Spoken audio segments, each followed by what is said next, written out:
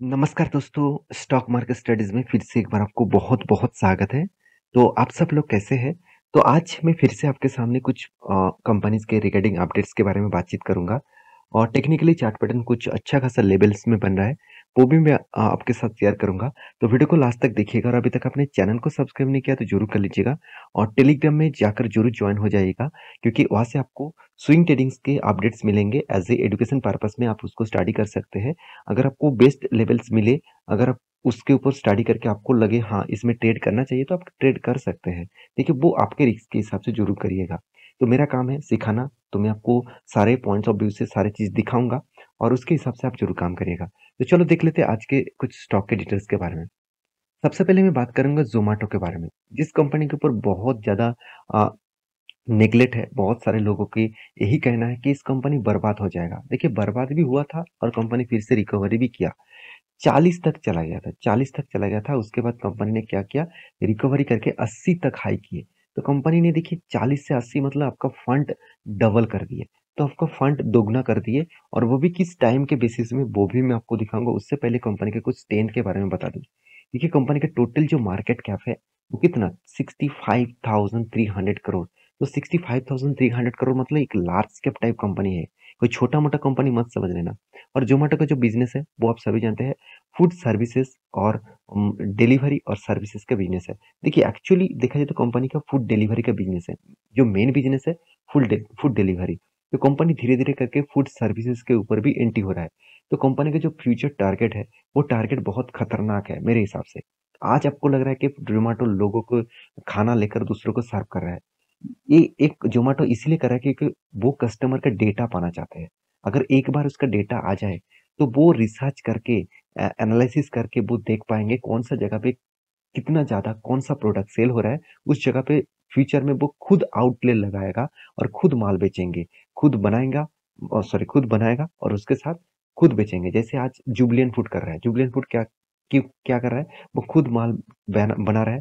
Domino's pizza वो खुद बना रहा है। उसके बाद खुद डिलीवरी कर रहा है। ऐसे नहीं कि दूसरे लोगों को सिर्फ वो डिलीवरी के कर रहा है। तो उसी तरीके से ज़ोमैटो का भी थिंकिंग है। तो मेरे हिसाब से सही टाइम के आप अगर सही कंपनी चूज़ कर लिया, तो आपको फ्यूचर में दिक्कत नहीं होगा बड़ा होने में। आप कह सकते हैं सर ज़ोमैटो के ऊपर तो बहुत ज़्यादा मतलब नेगेटिव पॉइंट्स आया था।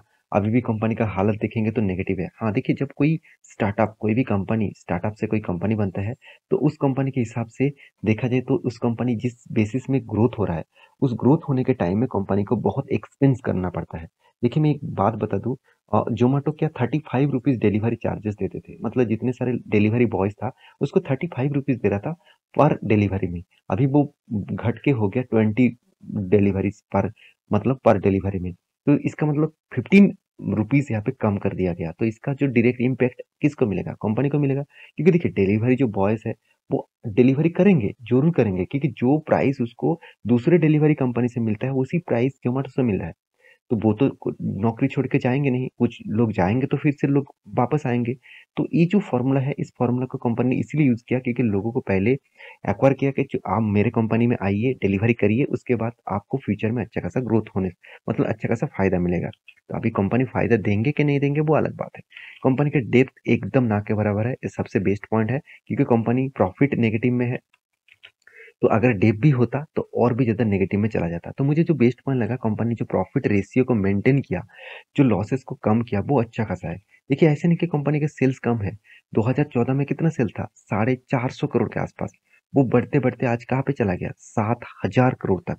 इसका मतलब जो जर्नी हुआ वो बहुत स्ट्रॉन्ग जर्नी देखने को मिला। और एक्सपेंस के मामले में कंपनी का एक्सपेंस बहुत ज़्यादा है। मैं पहले ही बोल चुका हूँ क्योंकि कंपनी का जो टेक्नोलॉजीज़ के ऑफिसेज़ का साथ ही साथ इतने सारे डिलीवरी बॉयज़ हैं, तो सारी चीज़ मेंटेन करने के लिए बहुत ज़्यादा एक्सपेंस होते हैं। अगर एक्सपेंस में सबसे ज़्यादा कॉस्टिंग आपको देखने को मिलेगा, आप देखेंगे तो एम्प्लॉयी कॉस्ट। एम्प्लॉयी कॉस्ट कितना है? 21% और अदर्स कॉस्ट कितना है? Others cost 77%। आप कहेंगे सर अदर्स कॉस्ट कौन-सा है?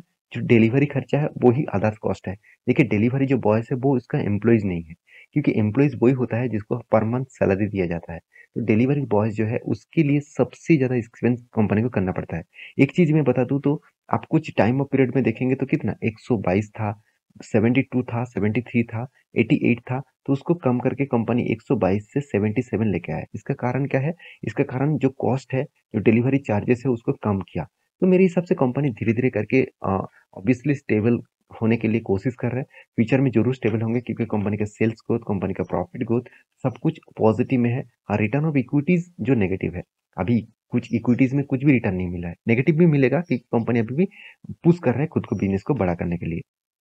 अगर रिज़र्व के बारे में बात करूँ, तो देखिए लगातार-लगातार खुद का रिज़र्व ग्रोथ हो रहा है। धमाका रिज़र्व ग्रोथ किया। 1000 करोड़ से 18,000 करोड़ तक। तो इसका मतलब कंपनी में कितना स्ट्रेंथ है, कितना स्टेबिलिटी है, आप खुद जाकर देख सकते हैं। फिक्स एसेट भी कंपनी इस बार टोटल 6,000 करोड़ तक लेके गया।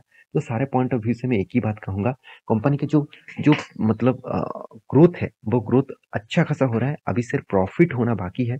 प्रॉफिट जब होना स्टार्ट हो जाएगा, तो कंपनी में धमाका होना स्टार्ट हो जाएगा। तो इसलिए देखिए, इन्वेस्टर पहले तो इस कंपनी के ऊपर कुछ भरोसा नहीं करते थे। 10% तक किसके पास? एफआईआईज़ के पास होल्डिंग था और आज कितना 54% का होल्डिंग है। तो एफआईआईज़ ने इतना क्यों माल उठाया? क्योंकि उसको पता है बाहर की कंट्री में यही चीज़ चल रहा है। आज इंडिया में उस बिज़नेस को स्टार्ट किया मतलब फ्यूचर में कितना बड़ा ग्रोथ होगा।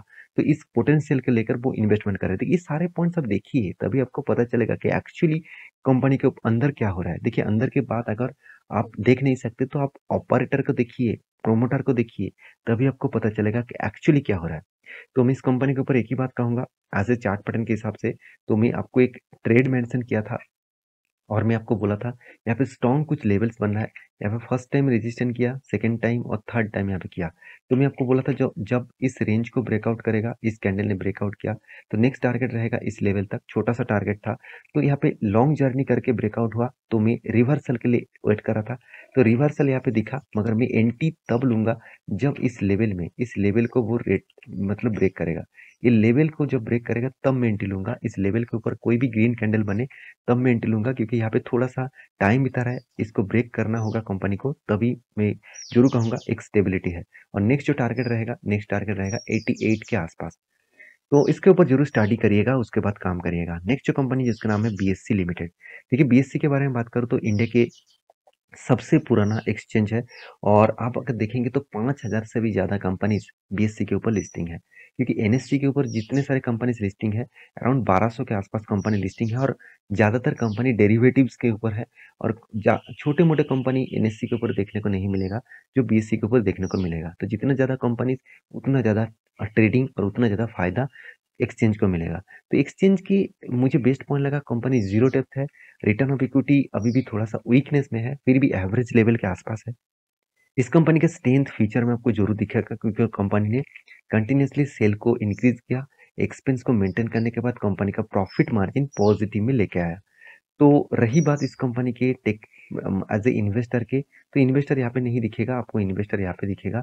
आप ध्यान दीजिएगा, प्रोमोटर के पास पब्लिक के पास होल्डिंग सबसे ज़्यादा है 65%, उसके बाद प्रोमोटर के पास 7.5%, उसके बाद देखिए अदर्स के पास 26%। अदर्स में म्यूचुअल फंड कंपनी भी है, साथ ही साथ आप देखेंगे तो एफएस के पास कितना 7.5% और प्रोमोटर के पास ना के बराबर होल्डिंग है, एकदम ना के बराबर। और अदर्स के पास ज़्यादा होल्डिंग है, प्रोमोटर के पास 1% भी होल्डिंग नहीं है।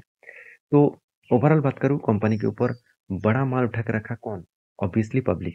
तो मैं आपको एक ट्रेड मेंशन किया था, वो ट्रेड मैं आपको बता दूँ, जो यहाँ पे ट्रेड बना एक्चुअली आप ट्रेड देखेंगे तो यहाँ पे कप एंड हैंडल जैसे पैटर्न बना। तो cup and sorry head and shoulder जैसे पैटर्न बना। तो यहाँ पे क्या बनाया, पहले एक हेड शोल्डर बनाया, उसके बाद एक हेड बनाया, उसके बाद शोल्डर बनाया। तो reversal head and shoulder pattern है। तो उस लेवल को जब ब्रेकआउट कर रहे हैं, तो उस लेवल को ब्रेकआउट करने के बाद आपको एक बड़ा सा रैली आपको देखने को मिल सकता है। तो मेरे हिसाब से अगर इसको ब्रेकआउट करे तो दो जगह पे इसका रेजिस्टेंस दिखेगा। फर्स्ट यहाँ पे एक रेजिस्टेंस दिखेगा अराउंड 698 के आसपास और नेक्स्ट जो रेजिस्टेंस होगा वो 800 के आसपास। तो दो रेजिस्टेंस को कंपनी टच करने के लिए जरूर जाएगा। तो फिलहाल के लिए यहाँ पे जिस तरीके से कैंडल और जिस तरीके से वॉल्यूम क्रिएट हुआ है, मेरे हिसाब से अच्छा खासा एक लेवल्स आपको देखने को मिलेगा। तो इस लेवल के लिए आप स्टडी कर सकते हैं। तो थर्ड जो कंपनी जिसके बारे में बात करूंगा उसका नाम है एसआरएफ। देखिए एसआरएफ आप सभी जानते हैं, ये एक केमिकल इंडस्ट्रीज कंपनी है और इंडिया में अगर सबसे ज्यादा केमिकल इंडस्ट्रीज से कोई कंपनी रिटर्न दिया वो है एसआरएफ। 1 लाख परसेंटेज से भी ज्यादा कंपनी ने रिटर्न दिया, 1 लाख परसेंटेज। तो इतनी बड़ा रिटर्न देने के बाद कंपनी आज भी एक अच्छा खासा लेवल्स में है, एक स्टेबल लेवल्स में है। उस लेवल के हिसाब से कंपनी का ग्रोथ ऑफ पोटेंशियल बहुत हाई है। ज़ीरो डेब्ट कंपनी है, मतलब ज़ीरो डेब्ट नहीं है, कंपनी का डेब्ट है कम और कंपनी का हर पैरामीटर्स पॉजिटिव में है। तो कंपनीज़ के ऊपर दो पॉइंट्स मैं आपको बात करूँगा। कंपनी का डेटर्स डे जो पहले कम था, बीच में ज़्यादा हो गया था 63 डेज़ के आसपास। अभी वो घट के हो चुके हैं 44 के आसपास। इसका मतलब जो परसेंटेज है वो ठीक-ठाक लेवल में है। इन्वेंटरी डे भी 112 दिन हो गया। मतलब प्रोडक्शन करने में कंपनी का टाइम लग रहा है और डेटर्स डे 110 दिन के आसपास देखने को मिला। तो कंपनी का पॉइंट ऑफ व्यू से मैं बात करूँ, कंपनी जिस लेवल में काम कर रहा है, उस लेवल में धीरे-धीरे करके कंपनी का ग्रोथ अपकमिंग्स में देखने को ज़रूर मिलेगा। और रही बात कंपनी के ऊपर म्यूचुअल फंड वाले ने क्या किया, वो देखना बहुत इम्पोर्टेंस है। एसआर के ऊपर देखिए लगातार-लगातार सेल ऑफ किया जा रहा है और इस तरीके से लगातार-लगातार जो सेल ऑफ हो रहा है, वो आपको चार्ट पैटर्न में भी दिखेगा। तो मैं आपको मेंशन 2 लेवल्स में दिया था। पहले यहाँ पे इस लेवल के बाद एक एंटी लेवल में यहाँ पे आपको दिया था और इस कैंडल के ऊपर आपको एंटी लेवल मिला था और टारगेट लेवल में आपको बोला था 2612 के आसपास, क्योंकि यहाँ पे एक स्ट्रॉन्ग रेजिस्टेंस के साथ साथ एक बिग सप्लाई जोन भी है। तो रेजिस्टेंस के साथ साथ जब सप्लाई जोन ऐड हो जाता है तो हायर चांसेस होता है उसी लेवल को वो क्रैश करेगा। फिर से देखिए उसी तरीके से कुछ रेंज क्रिएट कर रहा है। मेरे हिसाब से जिस तरीके से वो गिरावट हो रहा है वो इस रेंज तक जरूर आएगा, क्योंकि पहली बात एक रेजिस्टेंस लिया और हायर साइड से भी एक रेजिस्टेंस लिया, 2 बार वो रेजिस्टेंस फेस किया और उसके बाद देखिए गिरावट हुआ और यहाँ पे देखिए लोअर लो बनाते जा रहा है, लोअर लो बनाते जा रहा है। इसका मतलब अभी जो स्ट्रेंथ है वो डाउन साइड में है।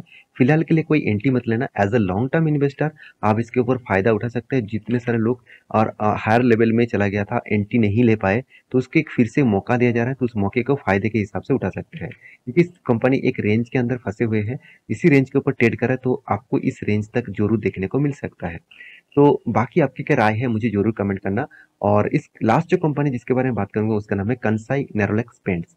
तो कंसाई नेरोलैक पेंट्स अब से आप जानते हैं। इस कंपनी देखा जाए तो इंडिया के थर्ड लार्जेस्ट पेंट इंडस्ट्रीज है। करीबन करीबन आप देखेंगे इस कंपनी का मार्केट कैप 24,000 करोड़ के आसपास है और इस कंपनी अच्छा खासा काम करने के बाद इसके ऊपर बोनस का अनाउंसमेंट कंपनी कर चुके हैं। 4 जुलाई को आपको 1:2 रेशियो का बोनस मिलेगा। हर 2 शेयर में आपको 1 शेयर बोनस के हिसाब से कंपनी देने वाला है। तो ये था कुछ कंपनीज का अपडेट। तो मेरे वीडियो अच्छा लगे तो प्लीज लाइक करना, चैनल को जरूर सब्सक्राइब करना। इस तरीके से इन डेप्थ एनालिसिस पाना चाहते हैं तो चैनल को जरूर सब्सक्राइब करके रखना।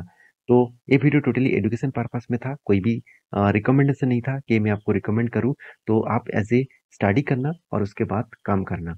तो मिलते हैं नेक्स्ट वीडियो में, तब तक के लिए अच्छे से रहिए, अपने ख्याल रखिए। Bye bye.